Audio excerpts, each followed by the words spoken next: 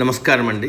మహాభారతంలో నేడు 95వ అధ్యాయము, అంశము ప్రతీకారం, పగ.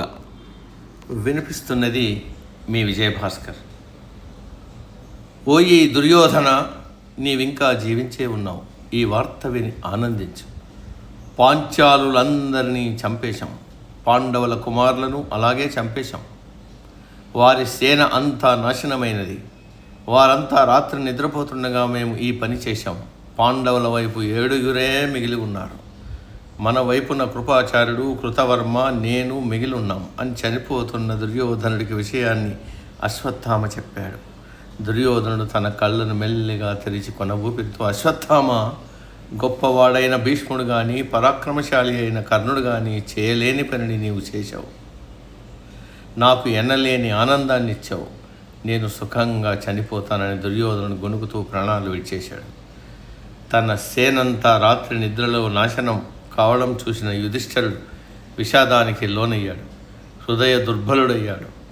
జయం కలిగిన తరుణంలోనే మనం పూర్తిగా పరాజితులమయ్యాం. పరాజితులైన వారే నిశ్చయంగా గెలిచారు. ద్రౌపది కుమారులు కర్ణునితో యుద్ధం నిలిచారు. మన అజాగ్రత్త వల్ల వారిని పురుగుల మాదిరిగా చంపేశారు అని శోకించాడు. ద్రౌపది కూడా శోకంలో మునిగిపోయింది. ఆమె ధర్మరాజు పక్కన చేరి రోదిస్తూ, ఇలా నా పిల్లలను చంపిన మహాపాపి అశ్వత్థామను సంహరించి పగ తీర్చుకుని ప్రతీకారం చేయగలవారు ఎవరు లేరా అని ఆమె ప్రశ్నించింది. ఆ వెంటనే పాండవులందరూ అశ్వత్థామను వెతకడానికి వెళ్ళారు. అతడి కోసం పాండవులు అన్ని దిశలకు వెళ్ళి వెతికారు. చివరికి గంగానది ఒడ్డున వ్యాసుడి వెనుక దాక్కున్న అశ్వత్థామను చూశారు. పాండవులను, శ్రీకృష్ణుణ్ణి చూసిన అశ్వత్థామ నెమ్మదిగా ఒక తృణఖండాన్ని తీసి నాశనం చేసే శక్తి గల మంత్రాన్ని అందులో ప్రవేశపెట్టి ముందుకు వదిలాడు. ఇది పాండవ వంశాన్ని నిర్మూలించుగాక అన్నాడు. తక్షణమే ఆ అస్త్రం అభిమన్యుడి భార్య అయిన ఉత్తర గర్భ కుహరంలోకి చేరింది. ఆ అస్త్ర ప్రభావంతో ఆ పాండవ అవలసిందే కానీ శ్రీకృష్ణుడు అడ్డుపడి ఉత్తర గర్భంలోని శిశువును తన ప్రభావంతో రక్షించాడు. ఆ శిశువే పరీక్షిత్. పాండవులు అరణ్యాలకు తపస్సుకు పోయిన సమయంలో యుధిష్ఠిరుడే అతడికి రాజ్య పట్టాభిషేకం చేశాడు.